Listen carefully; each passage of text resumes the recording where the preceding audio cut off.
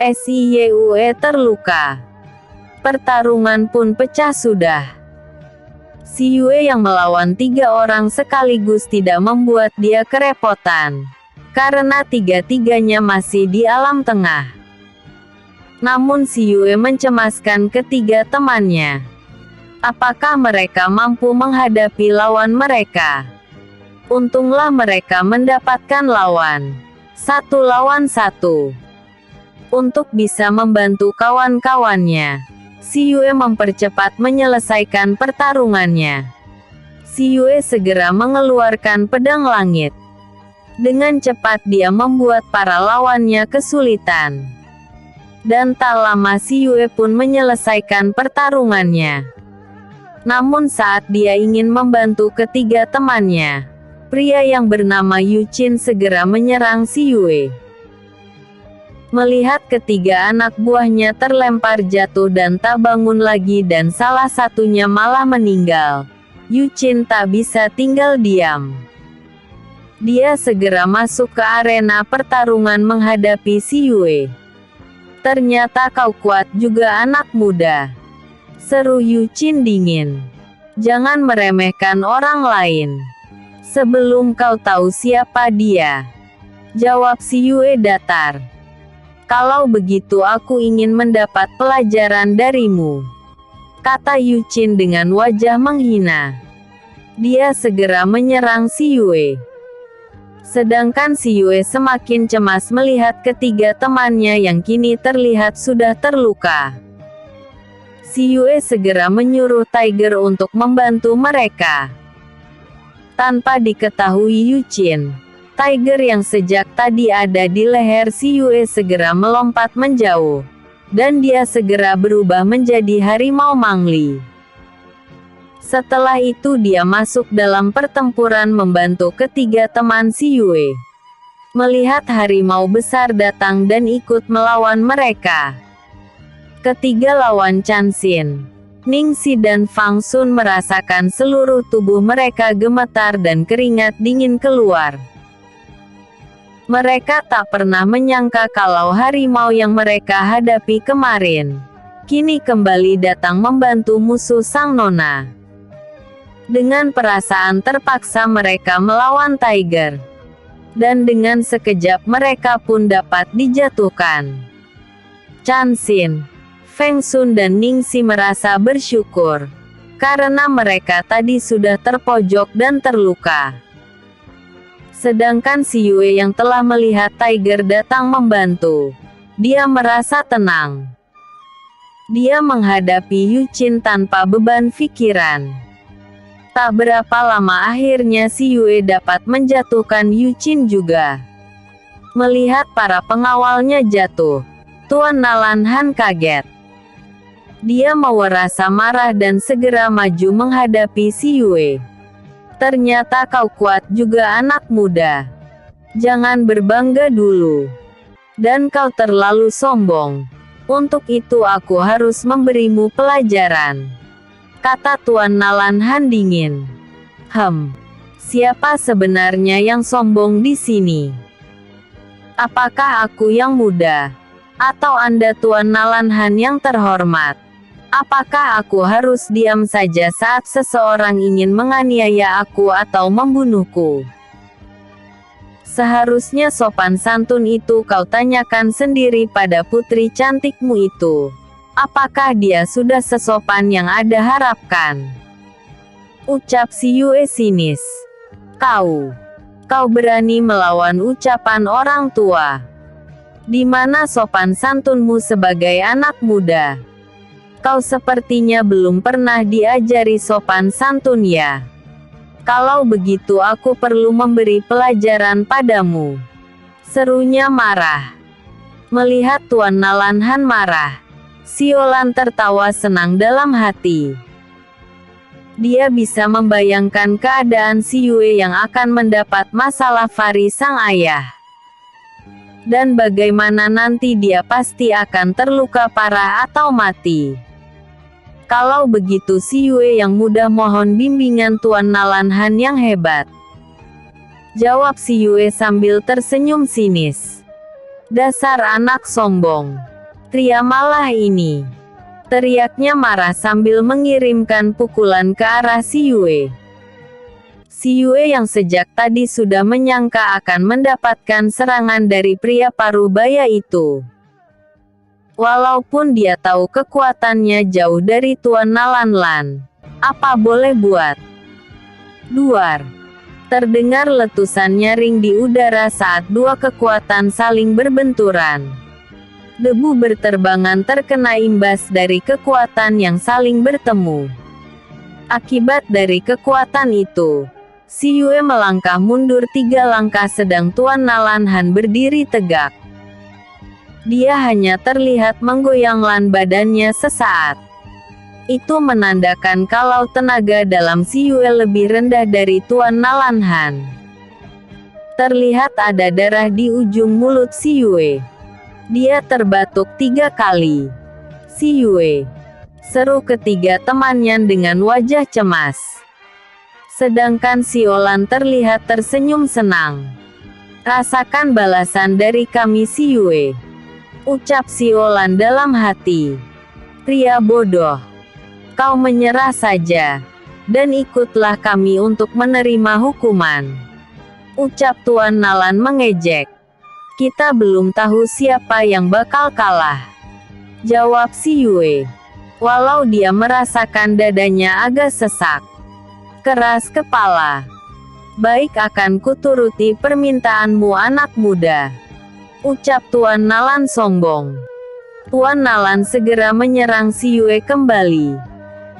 Melihat Tuan Nalan sudah mulai menyerang, si Yue berusaha menghindari benturan tenaga dalam lagi. Kelincahan si Yue membuat dia lolos dari pukulan Tuan Nalanhan. Sesekali si Yue mencoba membuat serang pada pria parubaya itu. Namun serangan si Yue mudah dipatahkan. Melihat apa yang terjadi pada si Yue, ketiga temannya sangat cemas. Tiger yang ingin membantu si Yue tidak bisa melakukannya. Karena si Yue tadi berkata kalau Tiger tidak boleh membantunya. Namun akhirnya si Yue terkena hantaman Tuan Nalan tepat di dadanya. Dia jatuh menghantam pohon besar. Seteguk darah keluar dari mulut si Yue. Melihat kejadian itu, Tiger tidak bisa lagi menahan kemarahannya. Dia segera menyerang Tuan Nalanhan. Begitu juga dengan Xiao Tu yang sejak tadi tidak ikut campur. Melihat si Yue terluka parah, Xiao Tu segera menyerang Tuan Nalan. Mendapat serangan mendadak dari 2 binatang buas dan bertubuh besar itu, Tuan Nalanhan tidak bisa menghindar. Tinju Xiao Tu menghantam dada Tuan Nalan, sedang cakar Tiger merobek punggung Tuan Nalan. Darah keluar dari luka di tubuh Tuan Nalanhan. Akhirnya mereka terlibat pertarungan yang sangat sengit. Xiao Ti dan Tiger karena si Yue terluka, membuat Tuan Nalan kewalahan. Dia kembali mendapat pukulan dan cakaran dari kedua binatang itu. Tidak sampai di situ, tinju Xiao Tu kembali menghantam dagu Tuan Nalanhan. Hingga Tuan Han terpental menghantam tanah dengan keras. Tuan Nalan terlihat memuntahkan darah hingga 2 kali. Kau berani melukai Tuan kami, teriak Xiao Tu marah. Mereka ingin menghabisi Tuan Nalan. Namun teriakan Chan Xin dan Ning Si membuat kedua hewan itu menoleh ke arah si Yue dengan wajah khawatir. Terlihat si Yue kembali memuntahkan darah dari mulutnya. Dan tiba-tiba dia pingsan. Mereka berdua segera berlari menghampiri si Yue. Tiger, kita bawa si Yue pergi, ucap Ning Si cemas. Dia takut Tuan Nalan akan melukai si Yue lagi. Mendengar ucapan Ning Si, kedua hewan itu menatap Tuan Nalan yang juga sudah terluka parah karena mereka. Kau selamat hari ini, ucap Xiao Tu dengan wajah ganas.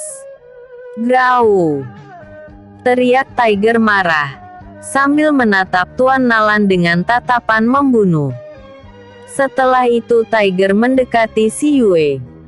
Dan mereka segera mengangkat si Yue ke atas tubuh Tiger. Sedang Xiao Tu kembali menjadi kelinci kecil dan naik ke atas tiket menunggui si Yue. Mereka segera membawa si Yue turun gunung dengan cepat. Mereka sampai di pinggir hutan di tempat mereka mendidik tenda pada waktu pertama datangi. Dan karena hari telah menjelang malam, mereka memutuskan untuk mendirikan tenda di sana sambil merawat si Yue. Setelah tenda berdiri, perlahan mereka menaruh si Yue di atas kain tebal yang Xiao Tu ambil dari ruang dunia teratai. Dan dia juga membawakan obat oil penyembuh dan air suci. Saat Chan Xin akan metawat dan membuka baju si Yue yang ternoda darah, dan melihat luka di dada si Yue, Tiger dan Xiao Tu berseru, "Jangan!" teriak mereka berdua hampir bersamaan. Tentu saja tingkah kedua hewan itu membuat ketiga sahabat si Yue heran. "Ada apa?" tanya Chan Xin heran. "Lebih baik Ningxi yang membuka bajunya," jawab mereka dengan wajah merah. "Kenapa mesti Ningxi? Bukankah lebih baik kita saja yang merawat Yu Yue?" tanya Chan Xin semakin heran. "Kalian akan tahu nanti. Sekarang tolong biarkan Nona Ningxi merawat tuanku," kata Xiao Tu dengan tatapan memohon. Akhirnya dengan perasaan tidak enak hati, mereka menuruti keinginan Xiao Tu. Setelah memberikan botol pil obat dan botol berisi air suci, Xiao Tu mengajak semua keluar selain Ningxi. Beberapa saat kemudian tiba-tiba terdengar teriakan Ningxi. Tentu saja ketiga temannya kaget dan buru-buru masuk. Melihat ketiga temannya masuk, Ningxi menutupi dada si Yue yang tadi terbuka. "Ada apa Ningxi?" tanya Feng Sun. Tidak ada apa-apa," seru Ningxi dengan wajah pucat. "Lalu kenapa kau berteriak?" tanya Chan Xin. "Aku hanya kaget saja saat botol obat si Yue hampir jatuh," jawab Ningxi berbohong. Dia tidak ingin membuka sesuatu yang Ningxi tutupi. "Sudah, kalian keluar dulu. Setelah aku selesai aku akan keluar juga," kata Ningxi mengusir mereka keluar. Setelah beberapa saat kemudian, Ningxi keluar dari tenda. "Bagaimana keadaan Yu Yue sekarang?" tanya Chan Xin cemas. "Dia masih tak sadarkan diri," jawab Ningxi. Mereka akhirnya menjaga si Yue secara bergantian. Keesokan harinya si Yue telah siuman. Dia masih merasakan rasa nyeri di dadanya, walau tak sesakit kemarin. Saat dia bangun, dia melihat temannya sudah tidak ada lagi di dalam tenda. Perlahan dia bangun. Namun alangkah kagetnya si Yue saat melihat bajunya yang ternyata sudah diganti. "Ya dewa! Siapa yang telah mengganti bajuku?" seru si Yue dengan wajah kaget. "Kau sudah bangun Yu Yue?" Terdengar suara Ningxi yang masuk ke dalam tenda. "Siapa yang menggantikan bajuku?" tanya si Yue dengan wajah khawatir. "Aku. Atas permintaan kedua hewan kontrakmu," jawab Ningxi. "Ah, syukurlah," seru si Yue dengan napas lega. "Kenapa kau melakukan semua ini?" tanya Ningxi. "Kakek memintaku untuk merubah diriku menjadi seorang pria," jawab si Yue. "Apakah semua karena putra mahkota?" tanya Ningxi sambil menaruh air hangat untuk si Yue cuci muka. "Benar," Saat aku terluka parah dan di ujung kematian, kakek telah memutuskan pertunanganku dengan putra mahkota. Dan sekarang kakek tak ingin aku berhubungan lagi dengan pria itu. Jawab si Yue dengan wajah tenang. Terlihat wajah Ningxi kaget. Apakah kau merasa menyesal atas keputusan kakekmu? Tanya Ningxi. Tidak. Aku malah bahagia. Aku tidak ingin ada hubungan apapun dengan pria jahat itu. Dia tidak mencintaiku. Untuk apa aku mengharapkan dia? Dis yang menyebabkan aku hampir mati. Jawab si Yue. Tapi yang aku dengar, kau dulu sangat tergila-gila padanya. Kata Ningxi dengan wajah menatap si Yue lekat. Iyu saat pikiranku terlalu bodoh dan naif. Jawab si Yue. Baguslah kalau sekarang kau sudah menyadarinya. Tidak hanya putra mahkota yang ada di dunia ini. Kata Ningxi selanjutnya. Benar katamu Ningxi. Tidak hanya ada putra mahkota yang ada di dunia ini. Lagian aku masih tidak ingin memikirkan tentang seorang pria. Jawab si Yue. Terlihat senyum mengembang di bibir Ningxi. Namun pembicaraan mereka terhenti saat mereka mendengar derap langkah menuju tenda mereka. Tak lama terlihat Chan Xin masuk ke dalam tenda mereka bersama beberapa orang. Dan wajah-wajah itu sangat akrab dengan si Yue. Kakak pertama, kakak kedua, kakak ketiga. Kalian semua ada di sini. Tanya si Yue dengan wajah kaget bercampur gembira. Kami tadi bertemu dengan temanmu. Dan aku kaget ketika mendengar kau terluka. Seru Fang Yan sambil berjalan cepat ke atas si Yue. Yue, gimana dengan lukamu? Masih sakitkah? Tanya Fang Yan cemas. Masih sedikit sakit kak. Tapi sudah lebih baikan kok. Jawab si Yue. Ada masalah apa hingga kau berkelahi melawan si Tuan Nalanhan itu? Seru si Mayun yang berada di dekat Fang Yan dan si Yue. Sedang Ronghan menatap sang adik dengan wajah sedih. Mereka memang sengaja mencari masalah untukku. Siolan tidak terima dia dikeluarkan dari perguruan. Jawab si Yue dengan wajah kesal. Dasar wanita iblis. Dia dan putra mahkota yang membuat kau di ujung kematian saja kakek belum mengambil perhitungan. Dan saat putrinya keluar dari perguruan karena perbuatannya sendiri, kenapa dia mesti melampiaskan padamu? Ucap Ronghan marah. Biasa kak. Dia mencari kambing hitam atas kesalahan Siolan. Jawab si Yue tenang. Tapi jangan khawatir kak. Hewan kontrak Yu Yue telah memberi hadiah pada Tuan Nalanhan. Mereka telah membuat Tuan Nalanhan terluka parah.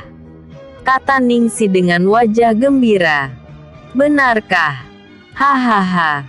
Ternyata hewan kontrakmu pandai juga Yue. Seru si Mayun sambil tertawa bahagia. Kalau begitu sekarang kita pulang bersama-sama. Kata Fang Yan lembut. Apakah tugas kalian sudah selesai? Tanya si Yue. Sudah. Kami sudah menyelesaikan tugas kami. Jawab Fang Yan lagi.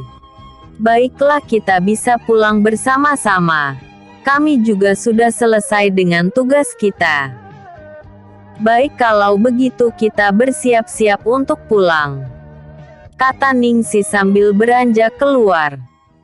Fang Yan dengan telaten membantu sang adik untuk bersiap kembali pulang. Dan saat turun gunung Fang Yan menggendong si Yue di punggungnya. Walaupun si Yue menolak. Dan saat mereka mulai berjalan menuju kota Mansin, Fang Yan dengan tegas melarang si Yue berjalan sendiri. dan mereka terpaksa menyewa kereta untuk pergi ke kota Mansin. Untunglah alat teleportasi yang menuju kota Chanla hari itu masih ada. Mereka segera memesan untuk keberangkatan mereka. Ketika mereka sampai di kota Chanla, hari telah sore. Mereka memutuskan untuk menginap di kota Chanla. Di dalam penginapan, Si Yue mendapat kamar yang berdekatan dengan kamar Ningxi. Ketika malam harinya, Si Yue memanggil Ningxi untuk ke kamarnya. "Ada apa, Yue?" tanya Ningxi yang tidak tahu ada apa. Si Yue memanggilnya dirinya. "Ini. Berikan buah beri ini pada hewan kontrakmu," kata Si Yue sambil memberikan satu buah dari buah beri red yang dia ambil dari pohon yang Si Yue tanam di ruang teratainya. Melihat buah beri red ada di depannya, Ningxi bagai tak percaya. Yue, inikah buah beri red itu?" tanya Ningxi tak percaya. "Benar.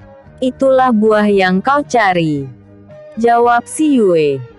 Buah itu bentuknya hampir seperti buah stroberi. Hanya saja besarnya seperti buah apel dan warnanya merah terang. "Terima kasih, Yue," ucap Ningxi haru. "Sesama sahabat dilarang mengucapkan terima kasih, Ningxi," jawab Si Yue. Terlihat mata Ningxi mengeluarkan air mata. "Sudah, jangan menangis. Cepat kau panggil hewan kontrakmu," ucap Si Yue mengingatkan. Ningxi segera memanggil hewan kontraknya. Seekor burung nasar besar hadir di depan mereka. Burung itu terlihat sangat lemah. Dengan cepat Ningxi memberikan buah itu pada sang burung. Melihat buah beri red ada di tangan Ningxi, burung itu terlihat bahagia. Dia segera mengambil dan memakan buah itu. "Aku akan kembali untuk bermeditasi," ucapnya setelah memakan buah beri red. "Pergilah," jawab Ningxi. Burung itu pun segera hilang dari pandangan mereka. Setelah berbincang sebentar dengan Si Yue, Ningxi segera kembali ke kamarnya. Sedang Si Yue sendiri segera mengunci pintu kamarnya dan masuk ke dalam ruang dunia teratainya. Sesampainya di dalam dunia teratai, Si Yue segera mengambil pil penyembuh dan memakannya.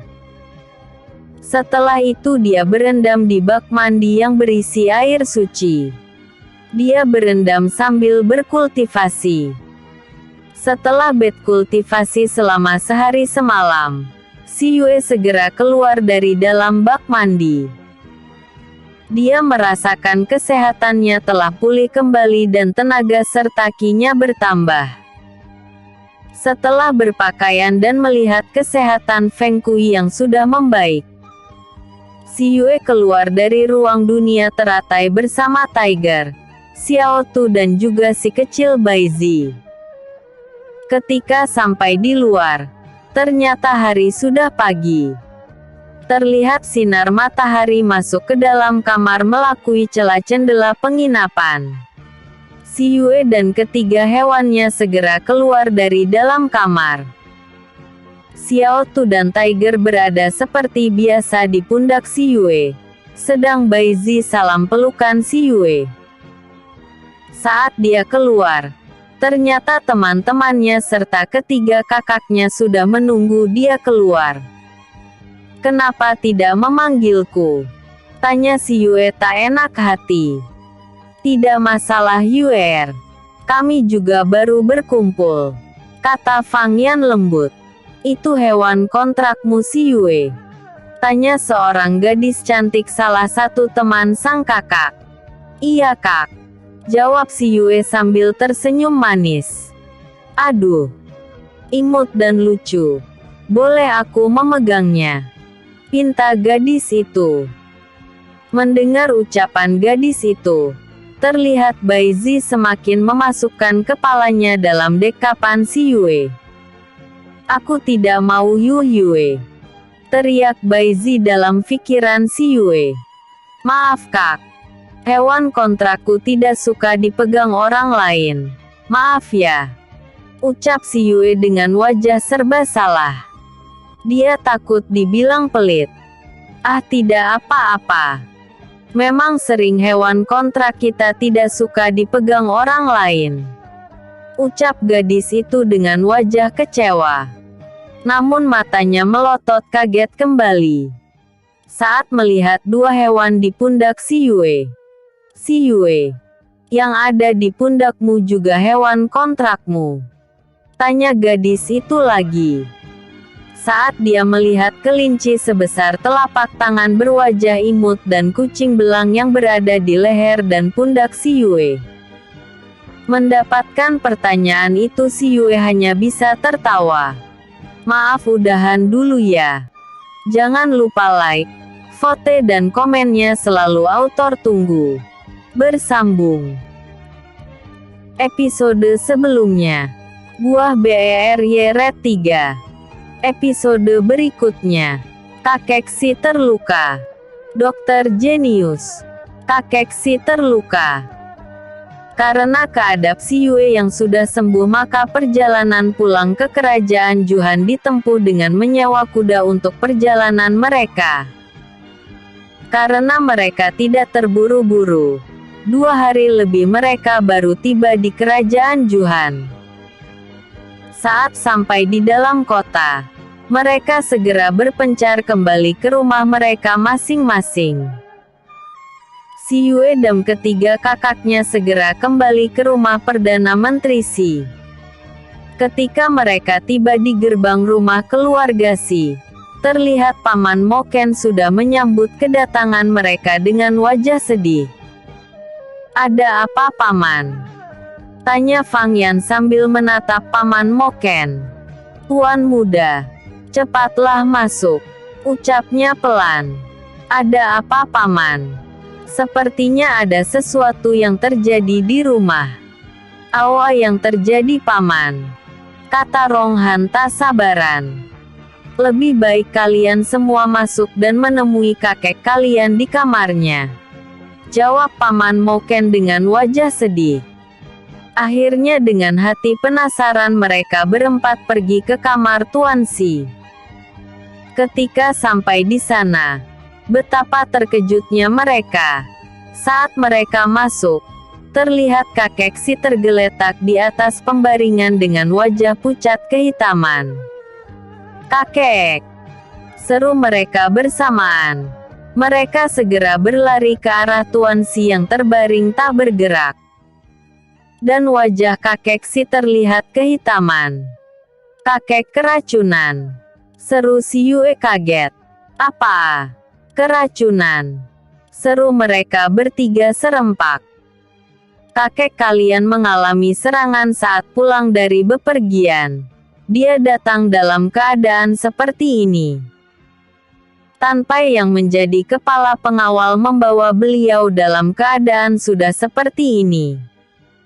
Kata Paman Moken dengan wajah sedih. Paman, panggilkan Tanpai kemari. Kata Fang Yan dengan wajah berduka. Baik tuan muda. Jawab Paman Moken.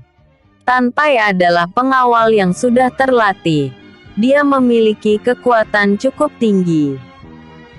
Di saat ini kekuatannya sudah berada di alam kaisar tingkat 7. 2 level lagi dia sudah berada di alam inti. Sedang kakek Si saat ini sudah ada di alam inti tingkat 3. Kakek terkena serangan pukulan yang mengandung racun. Kata si Yue setelah mengambil denyut nadi Tuan Si. Racun. Seru mereka bertiga. Benar. Lihat wajah kakek. Dan kita bisa melihat tangan kakek yang berwarna hitam sampai pergelangan tangannya ini. Serta kulit muka dan tubuh kakek yang terlihat agak kehitaman. Kata si Yue sambil menunjuk tangan kanan Tuan Si Ronghu yang berwarna hitam semua sampai di pergelangan tangannya. Ya dewa. Benar sekali perkataanmu Yue. Racun apa yang menyerang kakek? Seru Rong Han panik. Paman Moken dan Tan Pai datang. Tan Pai menghadap Tuan Muda. Ucap Tan Pai memberi salam. Kau yang membawa kakek pulang Tan Pai? Tanya Fang Yan pada Tan Pai. Benar Tuan Muda. Hamba yang membawa beliau saat terluka. Jawab Tan Pai. Apa yang terjadi sebenarnya pada kakek? Siapa yang sudah melukainya? Tanya Fang Yan. Hamba juga tidak tahu Tuan. Saat itu hamba baru saja kembali dari kamar Tuan Tua. Tan Pai akhirnya menceritakan kejadian yang membuat kakek si terluka. Saat itu setelah turun Gunung Paoso, mereka melanjutkan menuju kota Mansin untuk mencari alat teleportasi menuju kota Chanla. Namun mereka menemukan kalau alat teleportasi yang menuju kota Chanla berangkat keesokan harinya. Karena itu Tuan Si memutuskan untuk bermalam di kota Mansin. Malam itu Tan Pai sempat berbincang dengan kakek Si membahas masalah perjalanan. Setelah itu Tan Pai keluar dari kamar kakek Si. Namun karena Tan Pai sakit perut, dia pergi ke kamar kecil. Saat keluar dari kamar kecil, Tan Pai sangat terkejut karena di kamar kakek terjadi keributan dan dua penjaga di depan kamar kakek sudah mati. Dengan cepat Tan Pai masuk ke dalam kamar kakek. Di sana dia sudah melihat kakek dalam keadaan tak sadarkan diri dengan darah di tubuhnya. Tan Pai segera menyuruh anak buahnya untuk mencarikan dokter atau tabib. Selama menunggu esok hari, Tan Pai sudah beberapa dokter atau tabib yang dia panggil. Dan keesokan harinya dia membawa kakek pergi dari sana karena tidak ada seorang dokter pun yang sanggup menolong kakek. Mereka angkat tangan denga racun yang ada di tubuh kakek. Dan di sini pun tidak ada dokter yang sanggup menyembuhkan kakek. Tuan Muda, ucap Paman Moken dengan wajah sedih. Kau tidak melihat siapa yang menyerang kakek? Paman Tan Pai, tanya Rong Han dengan wajah marah. Tidak Tuan Muda. Di sana hanya ada pemilik penginapan dan pembantunya serta beberapa pengunjung penginapan. Dan mereka juga tidak tahu kejadiannya. Hamba hanya bisa melihat tubuh Tuan Tua pingsan. Dan kedua pengawal yang menjaga Tuan Tua meninggal. Jawab Tan Pai. Saat Fang Yan dan Rong Han sedang menginterogasi Tan Pai, Si Yue sudah mengeluarkan jarum peraknya. Dan dia mulai melakukan akupuntur pada kakek Si. Si Yue tidak berani melakukan pengobatan jari emasnya karena takut. Membuat ketiga kakaknya dan Paman Mo curiga. Dia hanya menggunakan tenaga dalamnya untuk mencegah penyebaran racun ke seluruhan tubuh kakek Si. Setelah itu dia kembali mencabut jarum akupunturnya. Dia segera menulis beberapa ramuan dan bahan obat agar Paman Moken mencarikan untuk pengobatan kakek. Kak, tolong tinggalkan aku sendiri. Aku ingin mengobati kakek. Namun aku butuh ketenangan. Dan tolong carikan bahan ini untuk penyembuhan kakek. Kata si Yue pada Fang Yan. Yue, kau bisa menyembuhkan kakek? Tanya Fang Yan tak percaya. Mereka memang tahu kalau si Yue bisa dalam ilmu kesehatan. Tapi mereka tak yakin si Yue bisa menyembuhkan kakek. Sedangkan dokter ataupun tabib yang sudah mereka panggil tidak mampu menyembuhkan kakek. Mereka adalah dokter atau tabib yang sudah terkenal kemampuannya. Dan sekarang, si Yue yang baru saja belajar soal kedokter atau pengobatan, mengatakan kalau dia akan mencoba mengobati kakek Si. Bagaimana mereka mau percaya? Yu Yue akan usahakan Kak. Apa salahnya Yu Yue mencobanya? Jawab si Yue yang sadar kalau mereka tidak mempercayai kemampuannya. Tapi ini bukan untuk coba-coba Yue. Ini bukan main-main. Kata Fang Yan. Kak, kita tidak boleh diam saja soal keadaan kesehatan kakek. Apalagi ini tentang kehidupan kakek. Siapa tahu aku bisa. Lagian kita sudah memanggil seluruh tabib atau dokter yang terkenal kemari. Bukankah mereka tidak mampu? Apa salahnya aku mencoba Kak? Ucap si Yue kesal. Mereka terdiam mendengar omongan si Yue. Tak lama Fang Yan berkata, "Baiklah, kami akan membiarkan kau mencobanya." Jawab Fang Yan. Mendengar omongan Fang Yan, si Yue bahagia. "Terima kasih Kak," ucap si Yue. "Lalu apa yang kau butuhkan lagi?" tanya Fang Yan dengan lembut. "Ini ada 2 resep ramuan yang berbeda. Resep yang ini bisa kakak berikan padaku. Sedang yang satunya lagi tolong direbus. Ramuan ini nanti untuk merendam kakek," kata si Yue. "Baik, akan kami lakukan," jawab Fang Yan kembali. Dia segera menyuruh Paman Moken untuk mencari ramuan dan bahan obat yang dibutuhkan si Yue. Setelah mereka pergi, si Yue segera menutup pintu kamar. "Yu Yue, apakah kau akan menyembuhkan kakek dengan jari emasmu?" tanya Xiao Tu. Hanya cara itu yang bisa si Yue lakukan.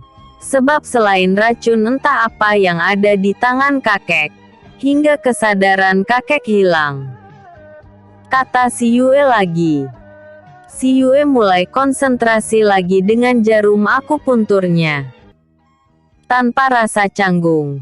Dengan bantuan Xiao Tu yang menjelma menjadi pria remaja, si Yue telah membuka seluruh pakaian yang melekat di tubuh sang kakek. Hanya tinggal kain penutup alat terlarang kakek saja yang ada di tubuh Tuan Si. Setelah itu dia mulai menusukkan jarum perak akupunturnya di titik-titik akupuntur di seluruh tubuh sang kakek. Tak lama dia mulai menggunakan cahaya penyembuh jari emas miliknya.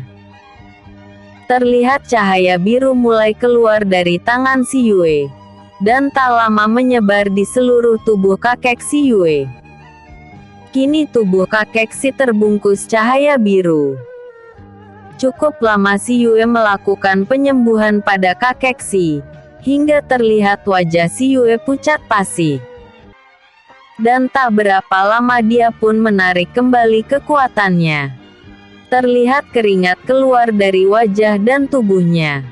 "Kau tidak apa-apa Yu Yue?" tanya Xiao Tu khawatir. "Aku hampir kehabisan tenaga dalamku," jawab si Yue. Dia segera mengambil kembali jarum akupunturnya. "Tolong ambilkan air suci Xiao Tu," punya si Yue. Dengan cepat Xiao Tu menghilang untuk mengambil air suci.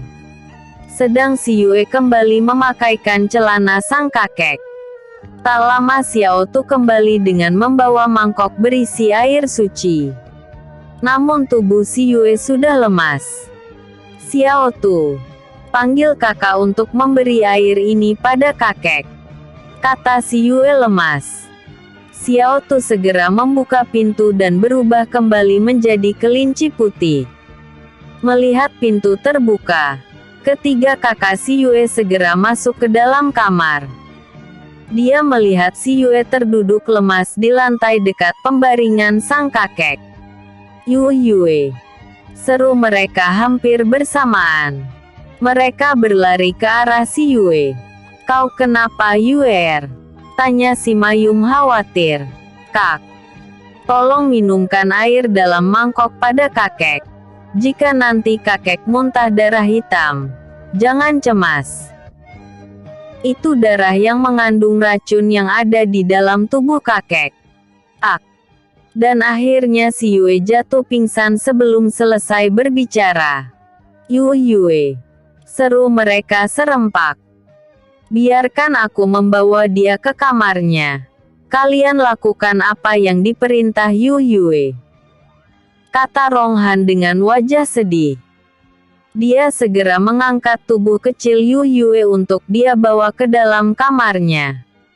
Sedang Fang Yan dan Sima Yun segera mendekati tubuh sang kakek setelah melihat Ronghan membawa Yue keluar ruangan. Mereka melihat wajah kakek si telah berubah. Tidak lagi berwajah kehitaman lagi. Kini wajah tua itu menjadi pucat. Dan ada mangkok giok putih di atas meja sang kakek yang berisi air putih jernih. Maksud Yue, apa air di dalam mangkok ini? Tanya Fang Yan. Mungkin Kak. Tidak ada lagi mangkok lain kan? Jawab Sima Yun. Mereka segera mengambil mangkok itu dan menyuapkan secara perlahan air dalam mangkok ke mulut sang kakek hingga habis. Setelah air dalam mangkok itu masuk ke tubuh kakek si, terlihat wajah kakek si mulai terlihat agak kemerahan.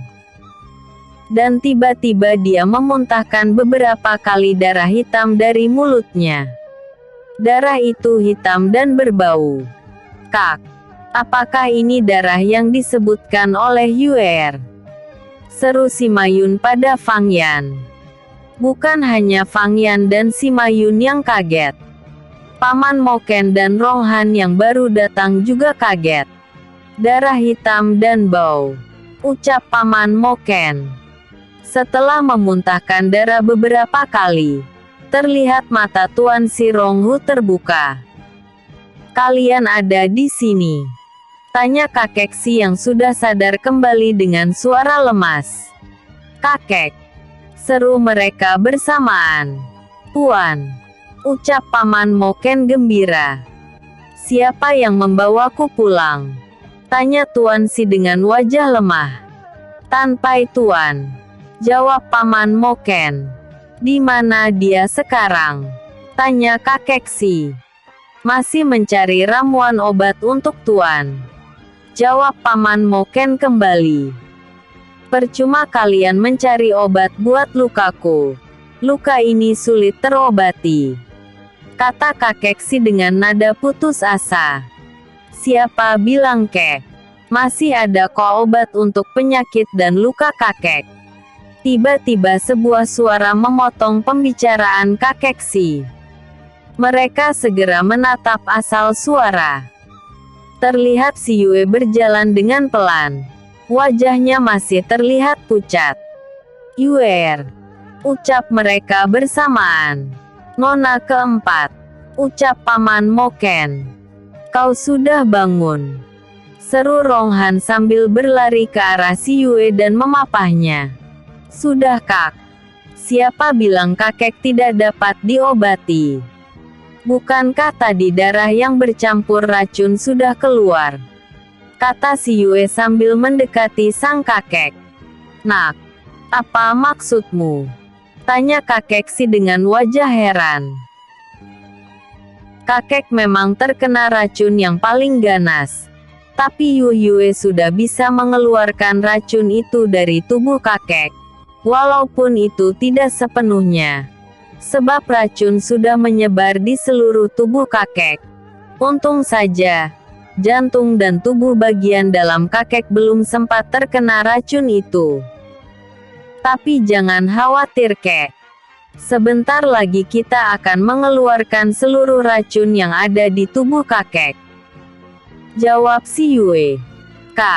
Kau yang menyembuhkan kakek? Tanya Tuan Si tak percaya. Benar kek?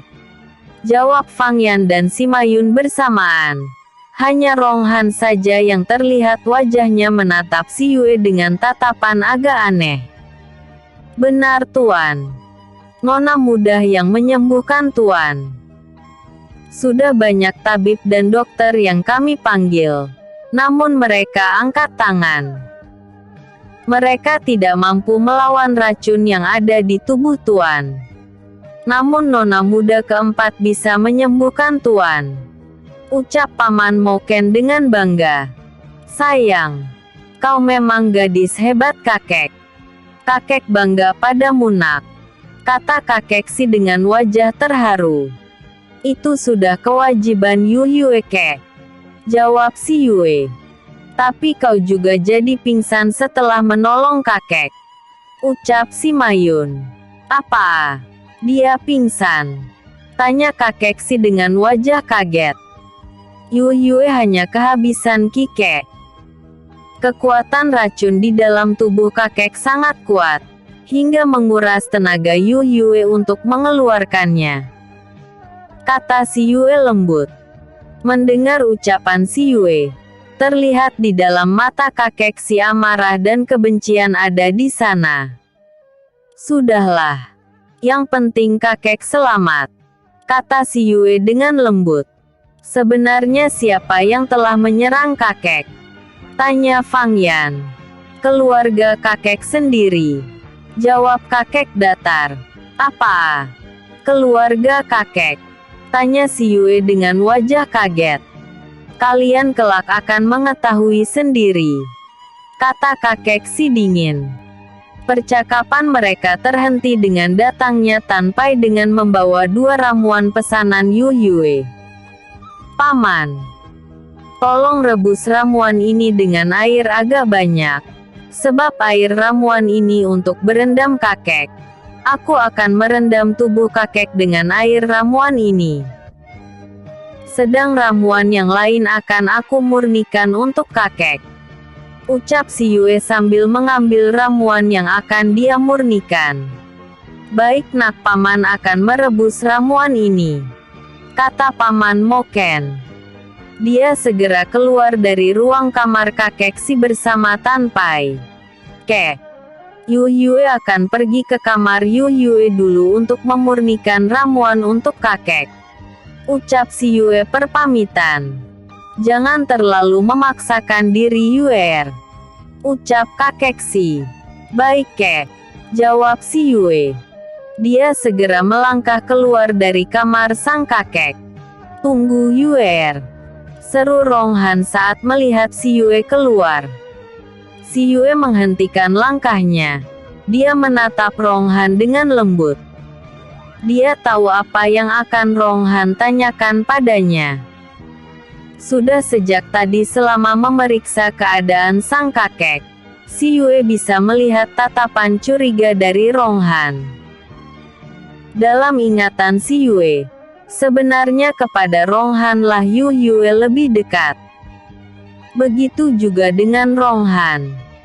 Dia lebih sayang daripada kedua kakaknya. Setelah berpamitan pada kakek Si, Rong Han melangkah ke arah Si Yue. Mereka berjalan bersama menuju kamar Si Yue. Ada yang ingin kakak tanyakan padaku, tanya Si Yue pada Rong Han. Mendengar pertanyaan Si Yue, langkah Rong Han terhenti. Kau tahu aku akan menanyakan sesuatu padamu, tanya Rong Han sambil menatap Si Yue dengan kening mengkerut. Angguk Si Yue. Siapa kau sebenarnya? Tanya Rong Han dengan wajah menyelidik. Kenapa kakak bertanya seperti itu? Bukankah aku Yu Yue adik kecilmu? Tanya Si Yue. Bukan. Kau bukan Yu Yue kami, ucapnya tegas. Kakak meragukanku apakah karena aku memiliki kepandaian yang dulu tidak dimiliki Yu Yue?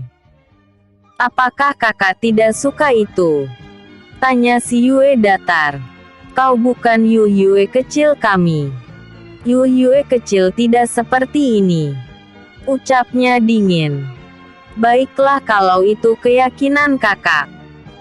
Si Yue tak bisa membela diri. Tapi apakah banyak orang yang tahu rahasia di antara kita semasa kecil dulu? Seperti Yu Yue menceritakan rahasia yang hanya tahu Rong Han dan Yu Yue saja.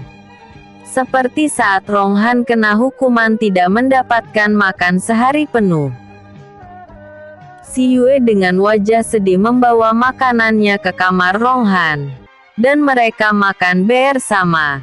Dan saat si Yue menginginkan buah persik milik tetangga, dengan mengendap-endap Ronghan mengambilkannya. Hingga dia terjatuh dan terluka. Apalagi rahasia kecil Ronghan yang mencintai gadis imut teman bermain mereka. Dan gadis itu pergi pindah kota lain bersama keluarganya. Dan kakak juga ngompol di tempat tidur. Saat sorenya kakak ketakutan ketika melihat hewan kecoak. Ucap si Yue sambil meremas tangannya saat dia gelisah dan marah. Saat seperti itu, persis seperti perbuatan Yu Yue. Dan rahasia itu merupakan rahasia mereka berdua. Tidak ada seorang pun yang tahu. Karena itu rahasia pribadi Ronghan. Cukup Yu Yue. Maafkan kakak. Kakak telah berprasangka buruk padamu. Ucap Ronghan sambil memeluk tubuh gadis cantik di depannya yang berdandan seperti pria muda. Apakah kakak sekarang sudah yakin kalau di depan kakak benar-benar Yu Yue? Kata si Yue menggoda. 100% percaya. Kau memang Yu Yue kecil kami yang bodoh. Jawab Ronghan sambil mengacak rambut si Yue. Kakak, seru si Yue kesal. Entah itu si Yue ataupun Yu Yue. Mereka akan kesal jika seseorang mengacak rambut mereka. Dan Ronghan semakin yakin kalau dia memang adik mereka si Yu Yue. Untung bayangan masa kecil mereka sering terlintas di kepala si Yue. Si Yue segera masuk ke dalam kamarnya untuk memurnikan ramuan untuk sang kakek. Sedangkan Ronghan berjalan keluar dari rumah Tuan si Ronghu. Setelah beberapa waktu kemudian, si Yue keluar dari kamarnya. Dia berjalan ke kamar sang kakek. Ketika sampai di sana ternyata semua kakaknya masih ada di sana menunggui sang kakek. Dan juga Paman Moken. Saat mereka melihat si Yue datang, Paman Moken berkata kalau air panas buat kakek sudah tersedia di bak mandi. Si Yue masuk ke dalam kamar mandi dan melihat dalam bak mandi sudah ada air ramuan Yage masih terlihat panas. Si Yue menuangkan beberapa botol air suci dalam bak mandi. Setelah itu meminta sang kakek untuk berendam di dalam air ramuan. Melihat air yang masih panas tidak membuat kakek ragu. Dengan bantuan Fang Yan, kakek melepas bajunya dan mulai berendam di air panas yang mengandung ramuan. Berapa jam kakek harus berendam Yuer? Tanya sang kakek dari dalam kamar mandi. Lebih lama lebih baik kek. Biarkan air ramuan meresap dalam tubuh kakek. Dan racun di dalam tubuh kakek keluar semua. Jawab si Yue dari luar kamar mandi. Setelah hampir 2 jam kemudian, si Yue menyarankan kakek untuk keluar dari bak mandi. Fang Yan kembali membantu kakek di kamar mandi. Tak berapa lama kakek masuk ke dalam ruang tidurnya. Melihat tubuh kakek yang sudah kembali memerah, si Yue segera melihat denyut nadi kakek si. Denyut nadi kakek sudah normal kembali kek. Kakek tinggal 1 kali lagi berendam. Kakek akan sehat kembali. Kata si Yue gembira. Semua yang mendengar ucapan si Yue merasakan kegembiraan di hati mereka. Terima kasih sayang. Kau telah menyelamatkan kakek dari kematian. Ucap kakek si bahagia dan bangga. Itu sudah kewajiban Yu Yue kek. Jawab si Yue. Mereka segera meninggalkan kakek dalam perawatan si Yue. Namun beberapa saat kemudian, Paman Moken masuk kembali. Maaf tuan hamba mengganggu. Ucap Paman Moken yang datang dari luar. Ada apa Moken? Tanya kakek Si. Barusan ada utusan dari kerajaan yang membawa undangan dari kerajaan, kata Paman Moken. Dari kerajaan? Memangnya ada undangan apa yang disampaikan pada kita? Tanya kakek Si. Karena Tuan sakit, Tuan Muda Fangyan mewakili Tuan menerima undangan itu, kata Paman Si. Memangnya ada undangan apa? Tanya Kakel dengan heran. Kita diundang dalam ulang tahun Kaisar Kakek. Seluruh pembesar kerajaan diharapkan datang bersama keluarganya. Tiba-tiba suara Fangyan terdengar dari arah pintu yang terbuka. Undangan ulang tahun Kaisar, kata kakek Si. Benar, Kek. Seluruh pejabat kerajaan diharapkan datang bersama seluruh keluarganya, ucap Fangyan kembali. Apakah kita akan datang, Kek? Tanya Ronghan. Harus. Kita harus datang, Nak. Walaupun kita pernah dikecewakan oleh putra mahkota, kita juga harus datang, jawab kakek Si dengan lembut. Kapan acara itu dilaksanakan, Yaner? Tanya kakek.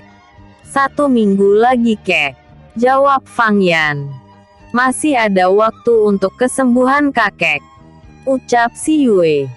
Pasti keluarga Nalanhan akan mempermalukan keluarga kita, kata Si Mayun dengan nada marah.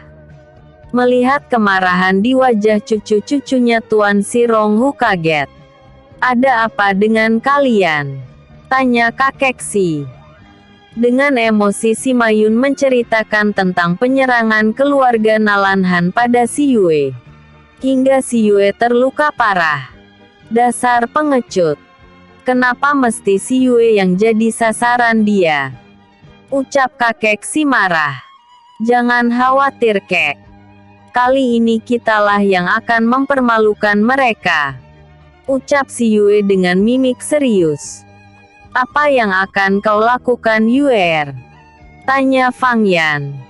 Kakak lihat saja nanti, jawab Si Yue dengan senyum licik. Udahan dulu ya. Jangan lupa tekan kolom favorit dong. Dan juga like, vote, dan komentarnya autor tunggu. Bersambung. Episode sebelumnya, SIYUE terluka. Episode berikutnya, perjamuan ulang tahun 1.